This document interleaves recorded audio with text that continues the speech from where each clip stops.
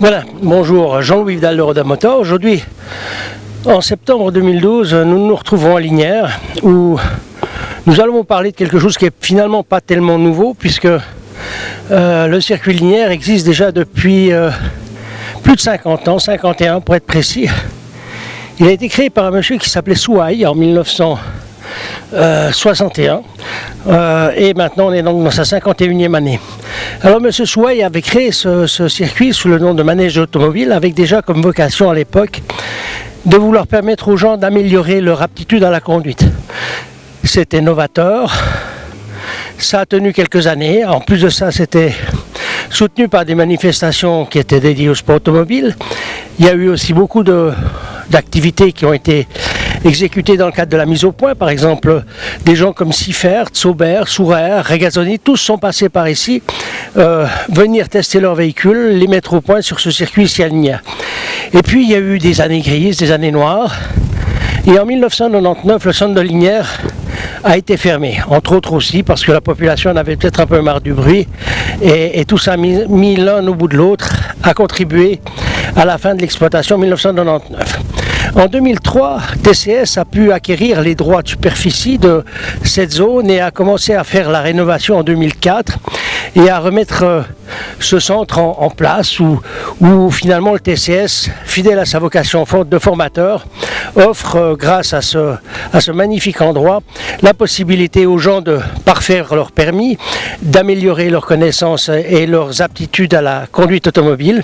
Mais pas seulement ça, puisque le TCS met aussi une zone 4x4 à disposition, mais aussi des zones de sécurité avec un tout nouveau système à base de barrières qui se lèvent pour simuler les obstacles que les gens doivent pouvoir éviter.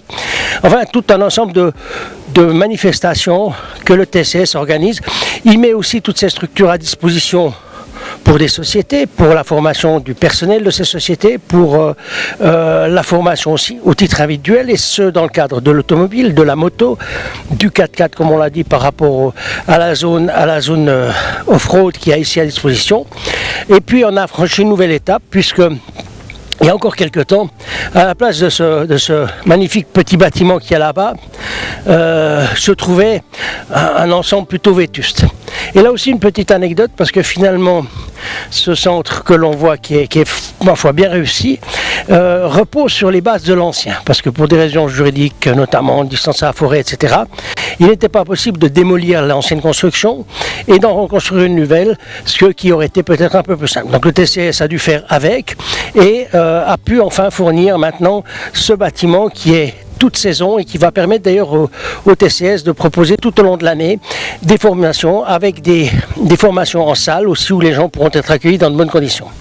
Maintenant, pour finir, le TCS a également pu négocier avec les autorités de la commune et du canton de pouvoir disposer de 4 week-ends réservés aux manifestations sportives. C'est ainsi qu'on a pu y voir déjà au cours de l'année écoulée quelques courses qui s'y sont déroulées, plus des manifestations comme les Wheels qui ont attiré près de 10 000 personnes et qui font aussi bénéficier indirectement toute la région de cette retombée de public qui, ma foi, doit bien consommer et se loger. Voilà, alors ça c'était un petit aperçu en vitesse de ce qui s'est passé aujourd'hui au TCS, devant ce bâtiment dédié à un constructeur d'huile en Suisse, on ne le nommera pas, il est assez visible. Voilà, pour cette information, Jean-Louis Vidal, Rodin Motor, en septembre 2012. Merci.